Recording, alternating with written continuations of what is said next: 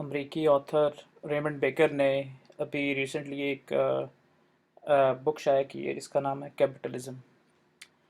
اس نے اس بک میں میاں نواز شریف صاحب کے اوپر کافی بڑے بڑے کرپشن کے الزامات لگائے ہیں۔ انہوں نے کہا ہے کہ میاں صاحب نے اپنے ٹینیور میں 400+ ملین ڈالرز کی کرپشن کی ہے۔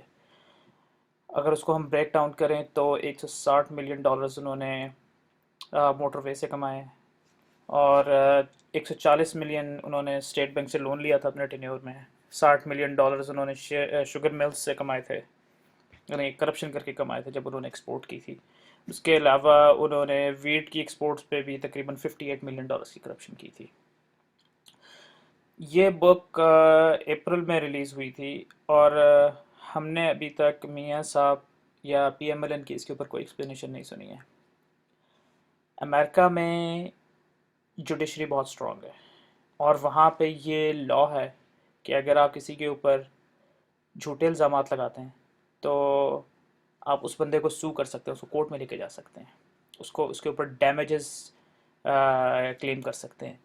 تو بیسیکلی بات یہ ہے کہ اگر میاں صاحب کہتے ہیں کہ ریمنڈ ڈیوس نے یہ سب جھوٹ لکھا ہے، وہ اس کو ایزیلی کورٹ میں لے کے جا سکتے ہیں، اور ڈیمیجز کے طور پر یہ 400+ ملینز جو ڈالرز ہیں وہ ریمنڈ بیکر کو دینے پڑ جائیں گے ان کو۔ لیکن ابھی تک اس کی کوئی ایکسپلینیشن نہیں آئی ہے۔ اور سیم چیز ہوئی تھی جب کیم بارکر نے پچھلے سال جب کتاب ریلیز کی ہے، اس نے بڑے گندے گندے اور چھچورے قسم کے الزامات لگائے تھے میاں نواز شریف صاحب کے اوپر۔ میاں نواز شریف نے اس کے اوپر ایک الفاظ نہیں بولا ہے۔ میاں صاحب اگر چاہتے تو اس کو امریکن، میرے خیال میں آسٹریلین ہے، کیم بارکر، ان کو وہاں پہ کورٹ میں لے کے جا سکتے تھے، لیکن انہوں نے ایسا کچھ نہیں کیا۔ تو یعنی کہ اگر وہ ایسا کچھ نہیں کر رہے ہیں تو اس کا مطلب ہے یہ الزامات 110% درست ہیں۔ اگر نہیں ہیں تو میاں صاحب کے پاس اپرچونٹی ہے کہ وہ اس وقت ایک بہت بڑے ہیرو بن سکتے ہیں۔ یعنی کہ ابھی آپ ریسنٹ جو پیو پول آیا ہے اس کے مطابق ان کی جو ریٹنگ ہے بہت زیادہ گرتی جا رہی ہے کنٹینیوسلی پچھلے 3 سال سے۔